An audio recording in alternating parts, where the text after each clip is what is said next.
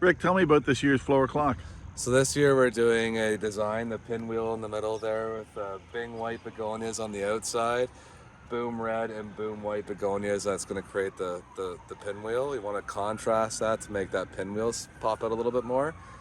And this year we're celebrating the Victoria Hall Volunteers. It's their 50th year anniversary. So we were approached to um, celebrate that anniversary, and this is the design we've come up with, and yeah, hopefully it looks good. I know I ask you this every year, but how many plants are involved in this? And talk about the time work, the design of it, where it comes from.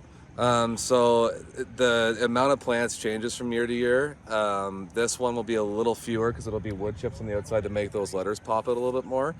But in the middle, it's anywhere from 4,000 to 7,000 depending on the year.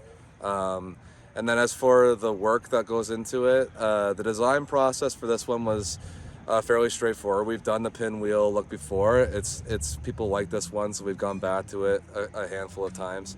The letter, we put more letters on it this year than I've ever put on the clock, so that was a little bit of a work in process to try and make sure it was symmetrical on both sides.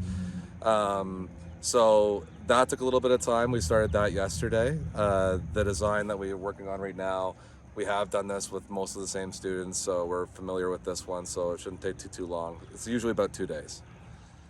Talk about the students. Without the students, it'd be very hard to complete this. Oh, they're a massive help to us, and we have a couple, or we have one that's been here for 4 years, another one's for 3 years, another for 2, and a brand new one who's not here today. But yeah, it's a massive help, and especially if they come back year after year, they get an idea of what this sort of looks like. It requires less instruction in that sense.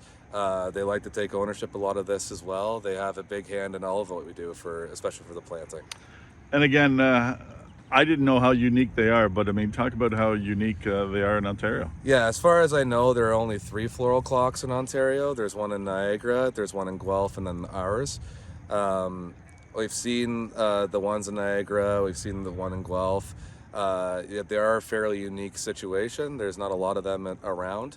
But yeah, so we take pride in this one. This is one that stands out. There's an element of preparation and an element of like actually getting this one done that we take great pride in. It's one that people notice a lot.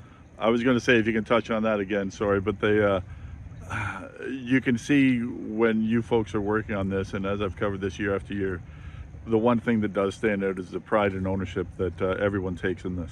Yeah, I think that's the thing that especially with the students and like with Cam and I being here for as long as we have, and not just us, but like we've had Stu as our manager now. He was a part of this before, like he was a horticulturist before. Rory's retired now. Jason, who's still with the town.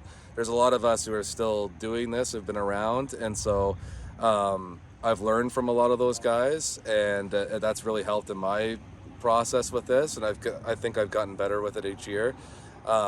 But some of the students who've come back year after year make it a lot easier on us. Some of them are as simple as just getting the plants out of the plastic and bringing them up to us. It saves a lot of time. And then there's also a lot of students who will plant too and do all the measuring and everything. When you see people stand in front of this clock and take pictures throughout the summer after it's completed, it must make you smile. Yeah, I like that. There's been lots of times where there's been like wedding pictures in front of it. One of the ones that's like a common one that people love is when we do like the maple leaf on it. That's one that we get a lot of pictures with. I'm sure there'll be a lot with this one as well. Hopefully the volunteers of Vic Hall really like this as well. We always like celebrating these types of things and having those people come and see it and take pictures with it, and usually there's a lot of compliments associated with it as well, that they like it, and that's the goal.